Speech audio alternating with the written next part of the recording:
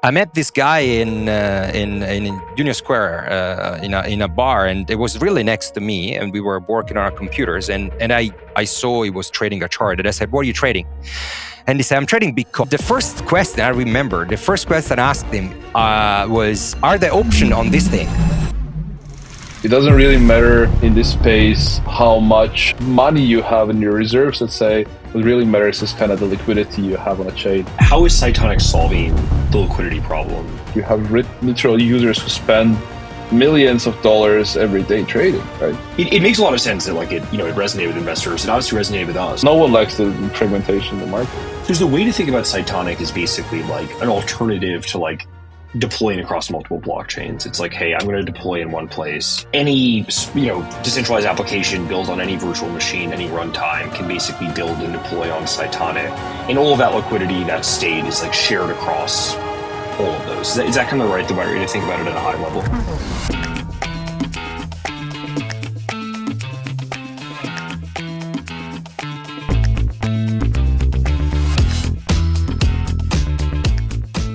I'm Regan Bozman. Welcome to this episode of the Token Warrant. Sadly, my co-host Mike Zyko is at a conference today, so I'm here solo. But we have Nicola from Lemniscap, Ivan from Cytonic. Really excited to get into this. We can start with introductions. Maybe Nicola, if you want to start just at a high level, your background, how you got into crypto, a little bit about Lemniscap, and we can go from there. Sure. Well, thanks for having me. To dear, friends and colleagues, I would say in the podcast today, we've been doing a lot of things together. Well, starting a little bit from the end, I'm with Lemniscap pretty much from the very early days, 2018 when I joined. The firm was started at the end of 2017, and still here doing early stage seed and pre-seed is our bread and butter. Fairly generalist, so investing across all different verticals, quite focused on historically, at least, in infrastructure and consumer applications. What brought me into crypto? The usual, regret story, in a sense that your best friends in 2011 tells you that there is this thing called Bitcoin. You click on the Wikipedia page. I used to trade derivatives for investment banks at that time, and really my best friend told me, yeah, you should look at this internet money. I click on the link. I read, I think, the white paper in 2011. I completely forgot. And then in 2014 in New York, I met another person who was trading Bitcoin next to me, and then I said, oh, I heard about this internet money. And interesting enough, I had a little bit of time and space in mind, I would say. And for quite a few months, I tried to build a centralized Bitcoin option exchange, what would be Deribit today, but in 2014. Nobody cared.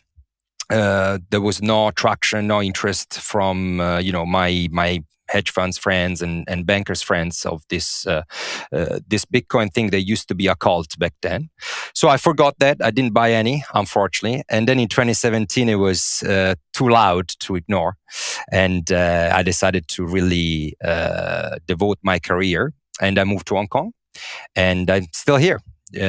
Luckily enough, met the Lemniscap team super early on and never looked back. As long as I've known you, I had no idea you tried to build an options exchange in 2014.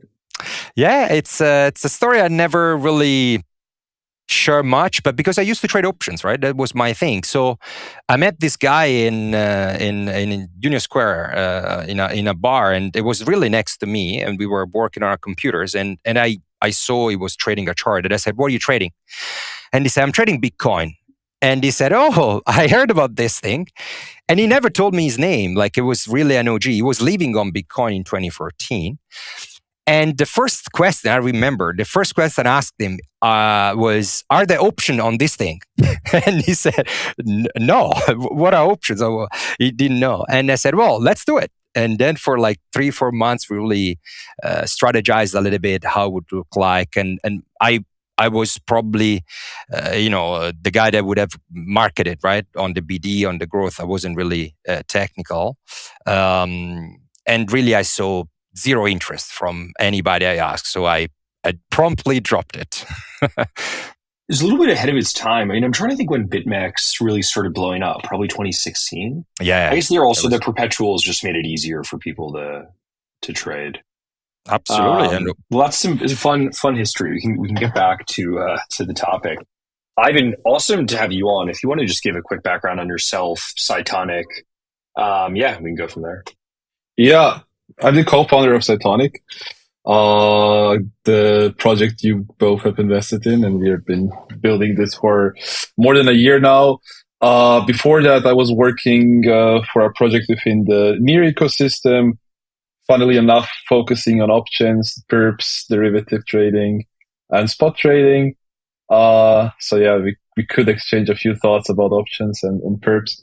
Before that, I was pretty much for a really long time, too long time on the venture side.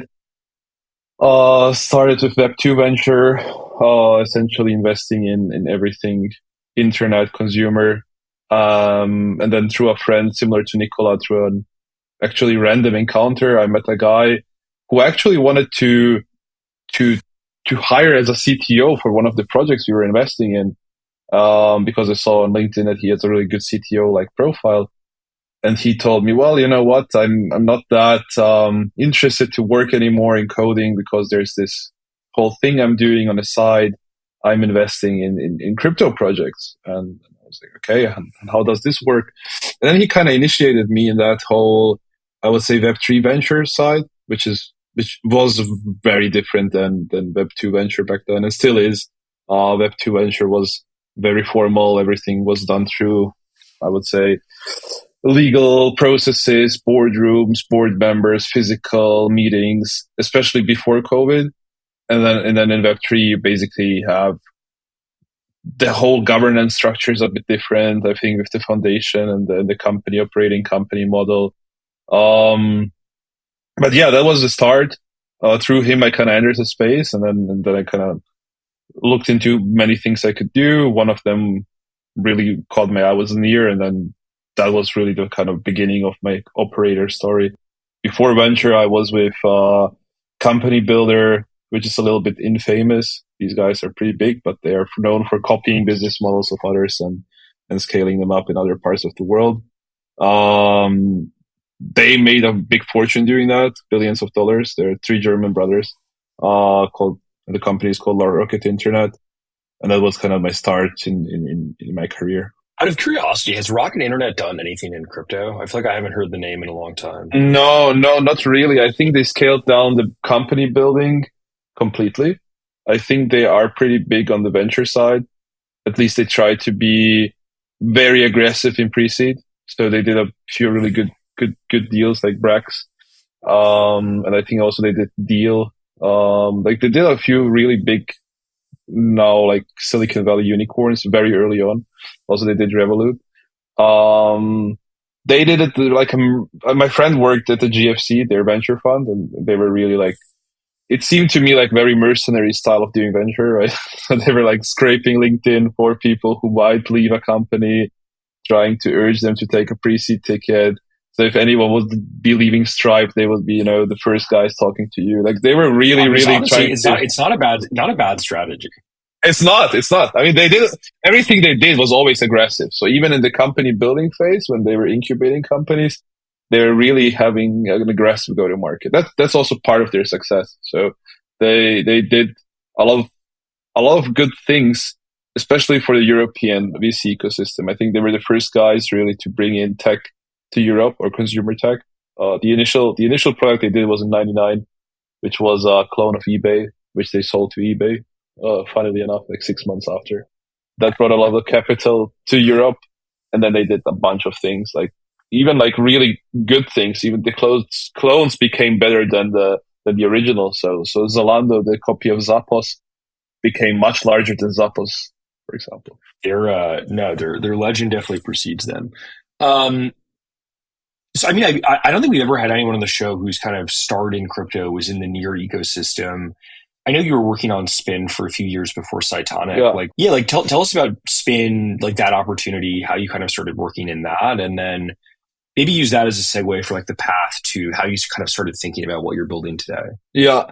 I mean, Spin was a really nice story because it was in that very early phase of an ecosystem. So this company basically was one of the first, let's say, we call it OG companies within Near, maybe the first to launch any like a DeFi app. Like all the other companies were basically launched by what you would call insiders, right? So people working for the foundation, and they just spun out some DeFi primitive. And Spin was essentially the first external company to the foundation to actually really build like a really sophisticated product stack with spot trading, perpetual trading, and options trading. And I loved it because it was something very new for me. I didn't have that, like Nicola had really that derivatives trading background. I never did trading. I was always like either company building or venture. And my role was kind of to take over this executive branch, right? Of speaking with other VCs, doing institutional BD with market makers and stuff like that.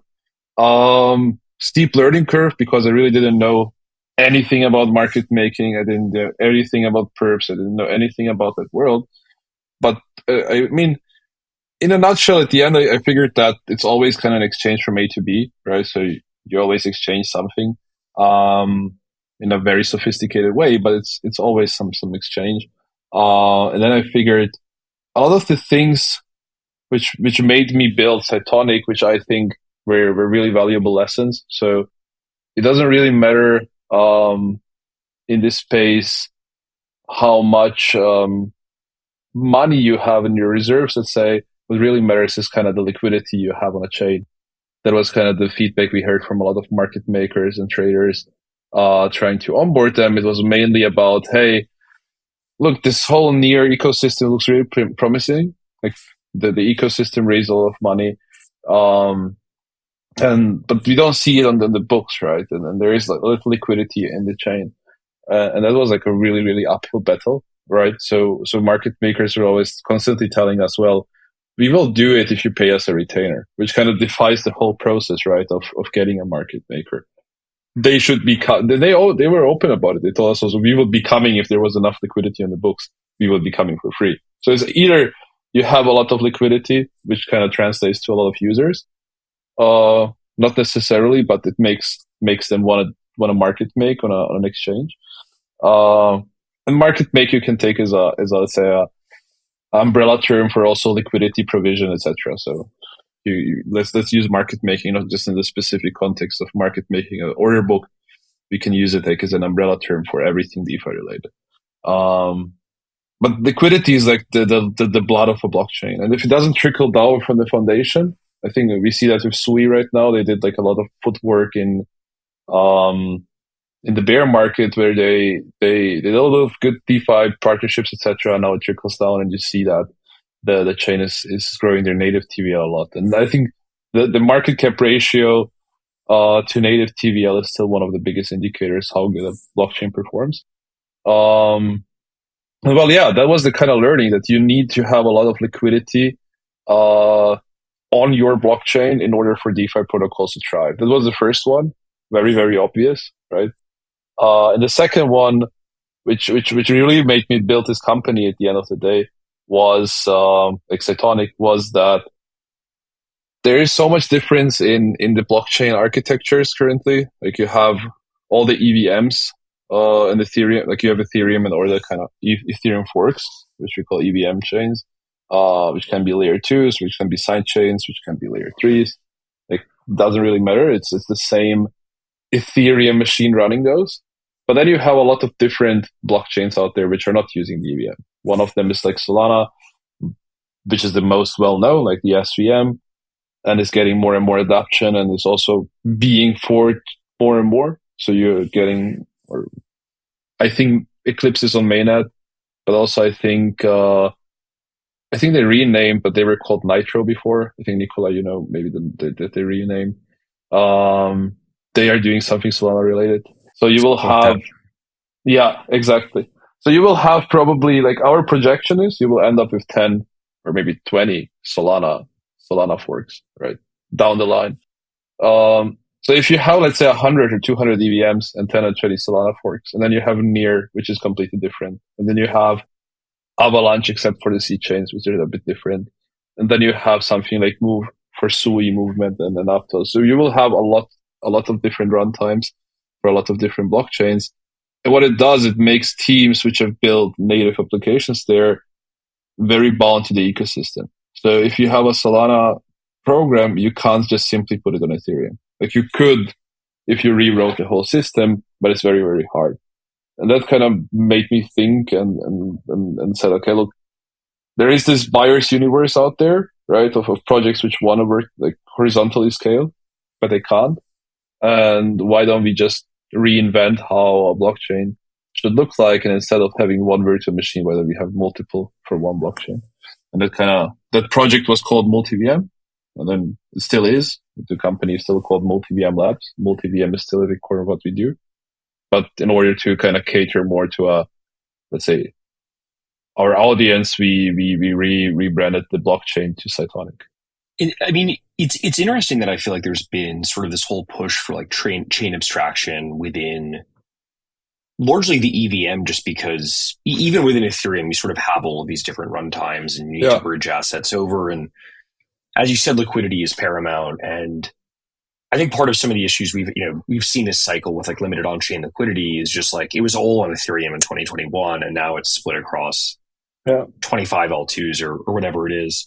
So the way to think about Cytonic is basically like an alternative to like deploying across multiple blockchains. It's like, hey, I'm going to deploy in one place. Any, decentralized application built on any virtual machine, any runtime can basically build and deploy on Cytonic. And all of that liquidity, that state is like shared across all of those. Is that kind of the right way to think about it at a high level? I think yes, but what is important to distinguish is tech is very important, right? But it's kind of door opener. It's kind of saying in dating, right? So let's say you are only dating this specific type of gender, right? That's kind of the door opener. So if you're kind of, I don't know, heterosexual, you just date, women or whatever. And that's the door opener for a conversation, right? It's like, you're not going to date anyone else. But then after that, like there is a lot more to that. Like just because if someone's a girl or a man, you're just not going to date them, right? And that's the same thing for projects deciding on what blockchains to go. So the tech is kind of the door opener. Like if someone has built an EVM, the app, which is successful or not, doesn't really matter. The door opener is essentially, are you EVM compatible? There is like 50 EVM compatible chains, maybe 200, maybe 500 in the future. Even Uni chain now is coming out, right? So you will have more and more and more and more EVM chains. And the tech is going to be, okay, are you compatible? That's the first thing. And then the second question is, okay, what's in it for me, or what's the benefit of going to your specific chain, right? That's kind of the answer you have to provide. Without the tech being compatible, you can completely forget it, because no one's going to take the time probably to rewrite their D app and figure out a new language or whatever. That's really an uphill battle. So pushing through a new language, a new VM, I think is very, very hard. But then once you're compatible, that kind of opens the conversation. And after that point, you have basically 2 or 3 arguments which convince people to deploy somewhere. The biggest, and I think forever the most important one, as you said, will be liquidity, right? If you have a lot of liquidity, that draws projects, users, users, in our case, are traders, are market makers, are people who are using DeFi protocols. It's not just, people who are just sending like a small transaction. Like you have literal users who spend millions of dollars every day trading, right? Or like use millions of dollars. And that's the users. And they obviously cannot use some chain or any chain which doesn't have liquidity. So that's the best convincing argument. And I think what will ever stay the best convincing argument. And then there is nuanced arguments. There is community, right? I mean, you can quantify community with, let's say, engagement on a Twitter profile, on Discord, etc. But it is very hard to quantify for a lot of projects. And it's a very fluctuating metric. Yesterday's superstar can be today's underdog. and vice versa. So this isn't really like gonna flip someone to do some big things, but I think liquidity is the main driver. And then there's like nuanced stuff, right? How fast is your block time? How cheap are the transactions, etc. But all these things would be taken, even those things which are quote unquote negative, would like liquidity would overweight them. So if you said, okay, I have like a really slow blockchain, right? And this is really good from a technical perspective, but I have billions and billions of dollars of liquidity. Projects would probably say, and users, well, yeah, I mean, we are gonna optimize our tech for that. They would still come there. So maybe at a high level, like how is Cytonic solving the liquidity problem? Yeah, well, so the liquidity problem comes from that you have literally in Ethereum layer 2's case, you have the canonical bridge, right? Which takes you in an optimistic rollup scenario, like 7 days to really bridge your money out. And then you have like alternative bridges, which kind of take the risk over for you and basically charge more for that. And the UX for bridging over isn't really that great, right? In Ethereum's way, it's better. That's why also you have a lot of rollup coming out, because you can still use your MetaMask account and you still use your wallet. Like when you talk about the Ethereum ecosystem, the bridging experience isn't really that bad, right? But now add Bitcoin to the equation, now add Tron to the equation, now add Near to the equation, now add Solana to the equation. So now if we add all those non-EVM chains to the equation, it becomes very, very difficult, right? How are you going to bridge from Tron to Ethereum? Well, that's maybe going to work, right? But if you wanted to bridge something from Solana to Ethereum and then to Tron, this is going to be more and more complicated all the time. And what people tend to do is, by default, Binance becomes the best option. You just use its X, right? And that's what we are challenging, right? We want to say, okay, we have the multi-VM at our core, which allows us to have native wallet integrations in a native multi-VM RPC, which allows Solana wallets, which allows Ethereum wallets, which allows Tron wallets, etc. So the user which is coming from Tron or whatever, he doesn't have to install new software. So he can basically use his wallet he already has. And then the more bridges we have to Cytonic, it becomes a liquidity hub where you don't have to rely on an off-chain solution like Binance, which can restrict you from withdrawing at any time. You can use this basically as the one hub. I think it's the original vision Polkadot had, Cosmos had, etc.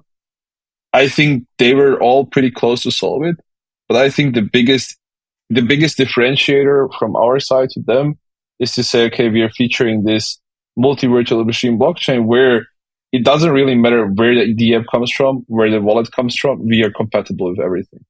And this compatibleness is going to be the next, I think, like compatibility will be the next big challenge for the industry to overcome. Compatibility on chain, right? Off chain, it's solved, right? You have Texas.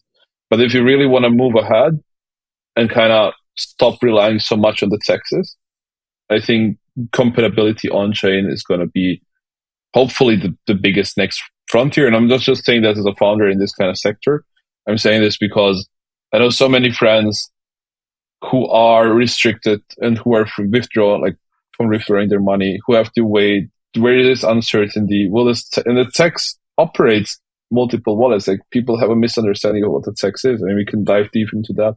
But I think there is a big misconception of what TEXes actually do. Yeah. I mean, as I'm sure we are all users of these products on a daily basis, bridging assets across these chains, dealing with multiple different wallets for different chains, none of it is fun. And so I think this like vision of a much greater level of compatibility is exciting for all of us. Nicola, maybe kicking it back to you, like how did you first meet Ivan? And I think you guys were involved with Spin prior to this. Yes. For us, it was a very, very simple, very easy transition on the vision, I would say. The Spin decision were pretty straightforward. Obviously, we are, big fan of derivatives and new ecosystem and primitives in a sense, and they were pretty much at the forefront of that narrative, and we are, no secrets,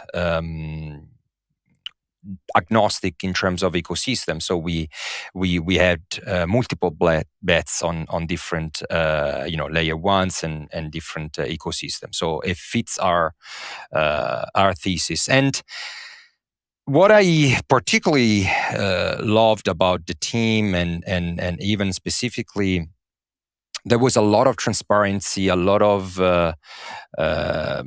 honest feedback throughout the relationship, and they were very realistic on what was happening in that ecosystem.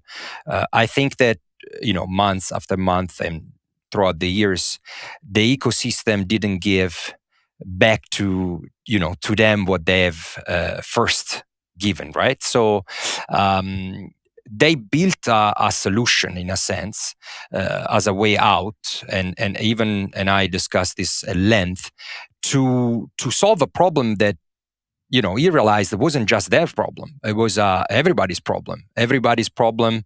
Everybody, by I mean, people that build an ecosystem that they expect to attract liquidity, mindshare, and then they're not that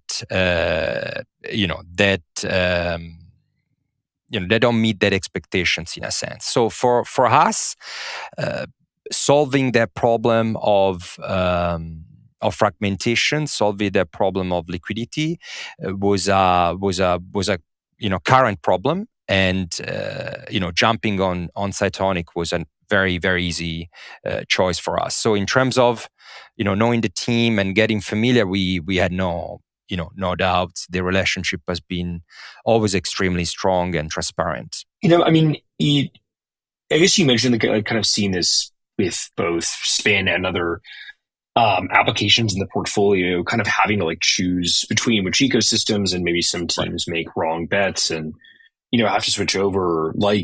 It sounds like that's something that you guys saw happening a lot in the portfolio. Is that right? Absolutely. And I mean, then on the brainstorming phases, obviously, the most appealing part was, well, we're really building sort of a blockchain, a single chain, which is unifying multiple blockchain architectures, right? That was a very, very interesting direction, right, at the time. And the technology is basically, remember, was designed to be compatible and composable on the smart contract side of the equation, right? So from various ecosystems. I think it went straight to the issue of liquidity and fragmentation, and it was really a realization of a problem and an immediate need for a solution. So we like that sort of pragmatism that came from Ivan and the team. I mean, the innovations, custom runtime layer, the consensus, the fact that, the virtual machine states basically are designed to be, separate in a sense, but they maintain, EVM and SVM or whatever VMs down the line states while utilizing the respective storage interfaces. And there are many, many things we are super excited about it. Well, first of all, the cross VM swaps, the down the line optimistic parallelism that they'll be working on. But I think one of the most attractive, that maybe we're not thinking about this, but on the venture side of the world, we need to believe in things that are not there yet, right? We need to believe in ecosystems that are not yet. And I like the flexibility of Cytonic that offers this environment where, do you want to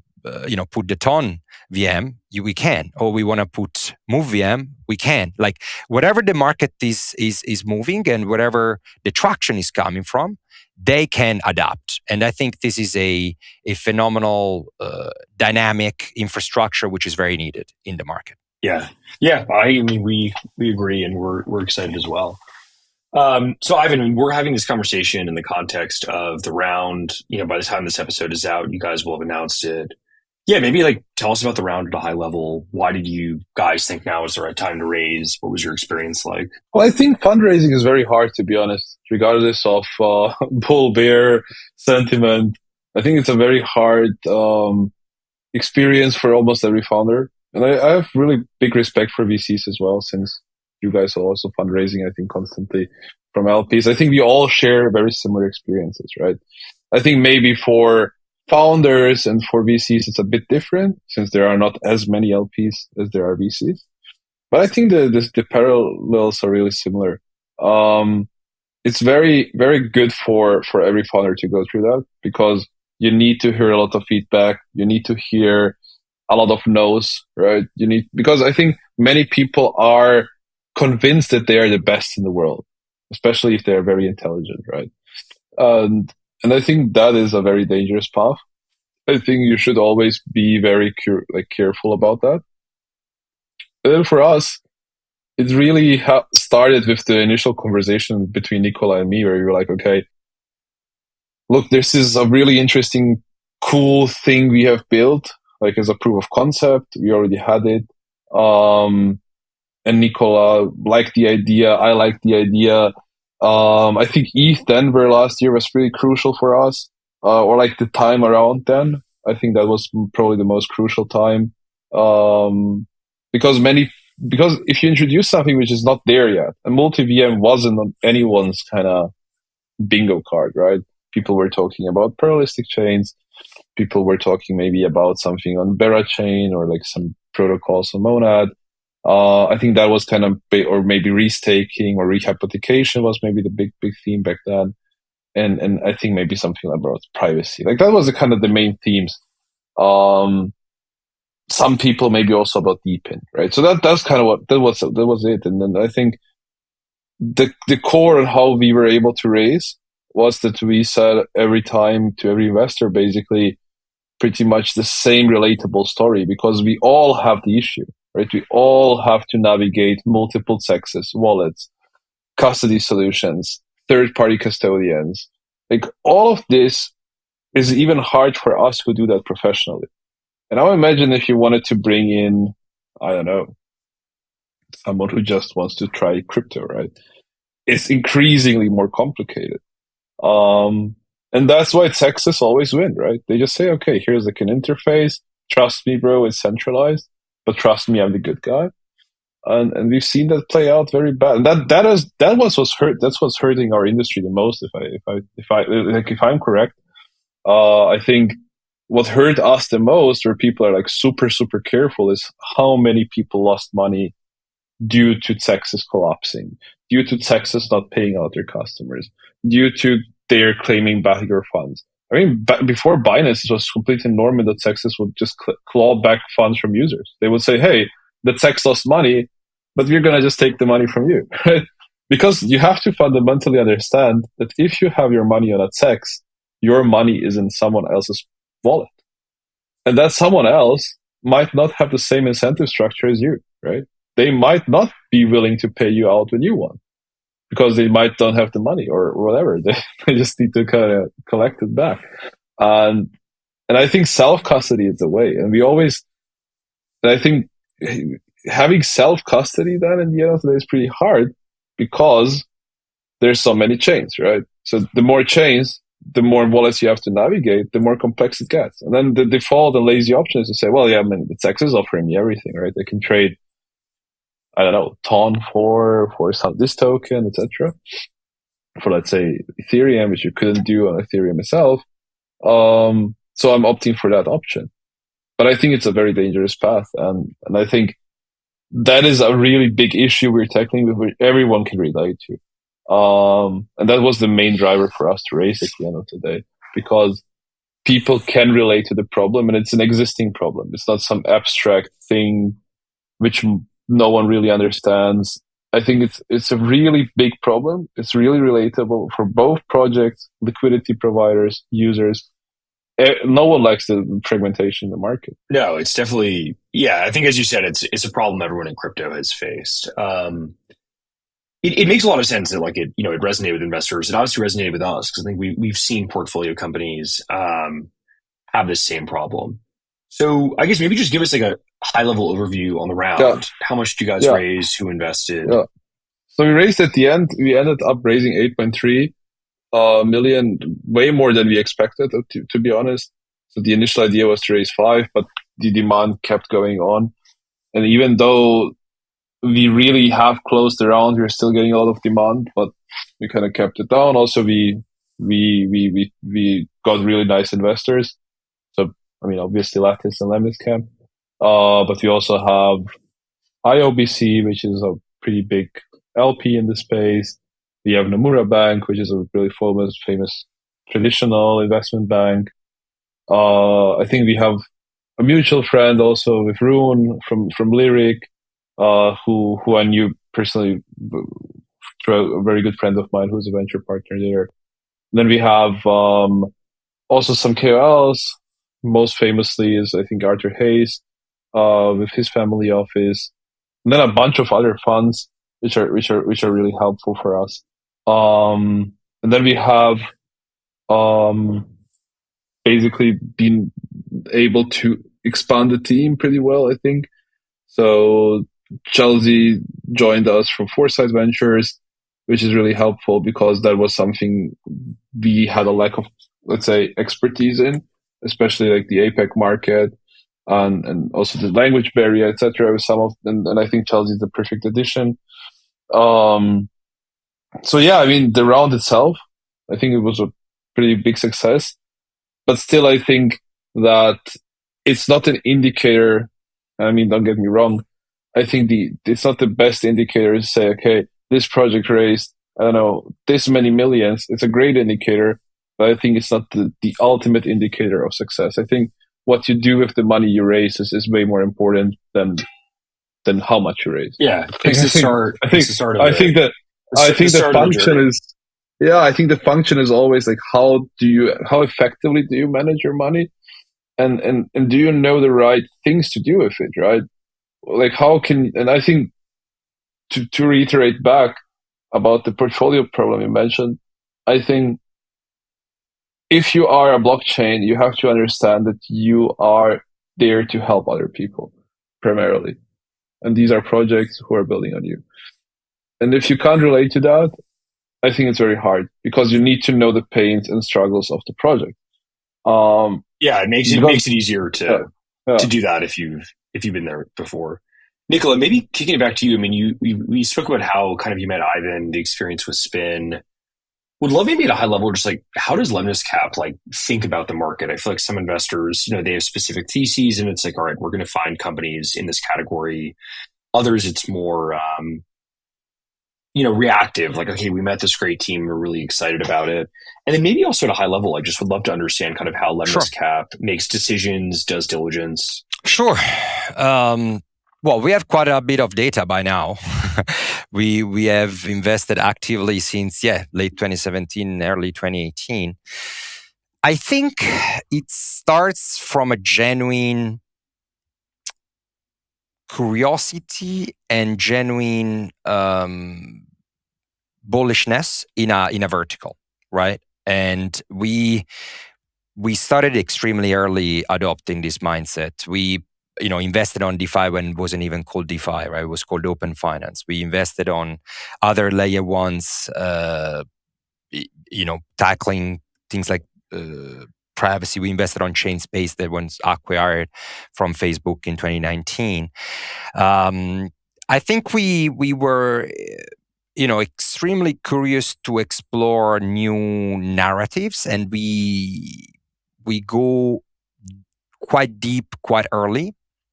And once we find a segment that we like, even if it's controversial or it's not really on the mouth of everybody, we try to speak to as much team as possible and make a decision on what's the best team, what's the best product, and are they able to do it. So basically, as those three things as a heuristic is the vertical, the segment needs to be something we're interested.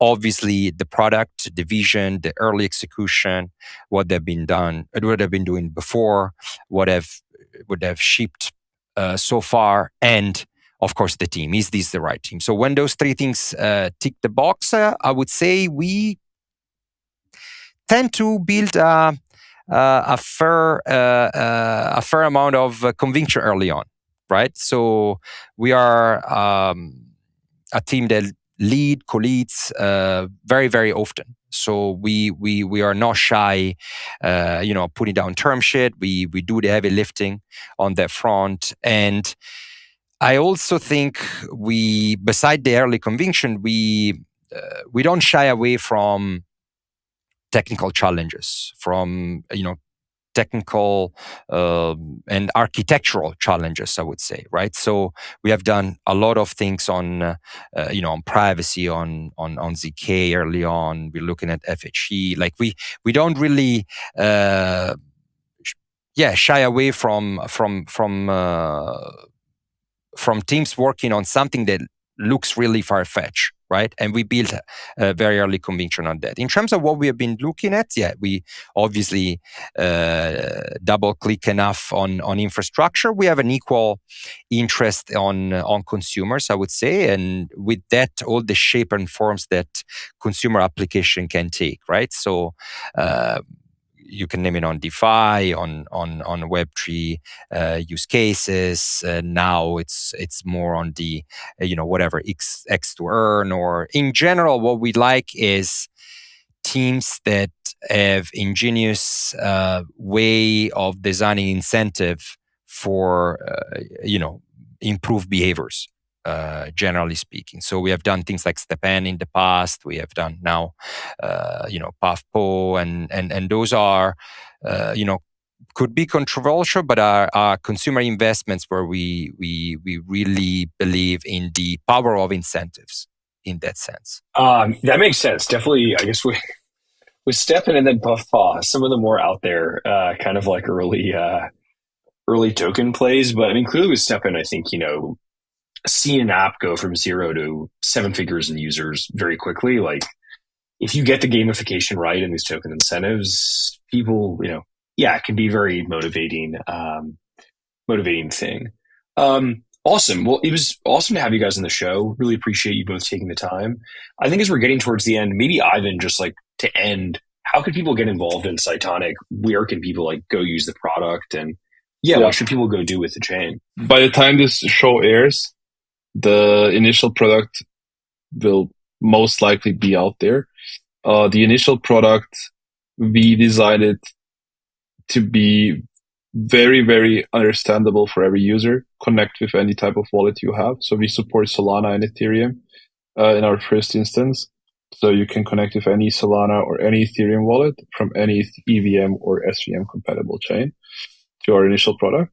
The initial product allows you to deposit funds to contribute to the liquidity we have been talking about for a too long period of time in this podcast. Once you do that, we reward you. So we reward you in terms of multiple rewards, but mostly in our native token. But we have designed the incentive structure to be a little bit more compelling and a little bit more interesting for the normal user, to not just be, hey, here's money, give me token. But I think what Nicola said, aligning the incentive structure with consumer behavior, in that case for us it's liquidity mining, and then also using that liquidity in a very active way, right? It's not just contributing liquidity, but it's also how do you participate in DeFi, right? How do you provide liquidity to a DEX? How do you provide liquidity to lending markets? How do you provide liquidity to something like a perp, decentralized perp DEX? All of these things are rewarded in our case because we really understand that to make it long-term successful, you really have to tackle tech liquidity first, then allow this liquidity to flow to the DeFi narratives and primitives of the chain. And once you have this wide enough net with all the VMs and all the wallets compatible, then you really become this default solution where people will be like, okay, I want to go from Tron to Solana, or just swap Tron to Solana tokens. I will use Cytonic instead of Binance or any DEX. And we really see that as our biggest challenge for the next 6 or 10 years, to kind of take this market share away little by little from the Texas, right? Because we see, or we think that everything should be on-chain and in self-custody, right? And as long as we adhere to that ethos, everything should be well off, or better well off. Yeah. And if we continue the path of, giving other people custody of your funds, well, then you can go to JP Morgan, right? Where's the difference? Like, if we wanted that, then we don't need the whole Bitcoin thing, the Ethereum thing, and everything. No, then we can just rely on. Then we can just go to JP Morgan. Well, if you're listening, head over to Cytonic.com and start getting involved. Nicola, Ivan, really appreciate both you guys coming on. Thanks for taking the time. Thank you so much for having us.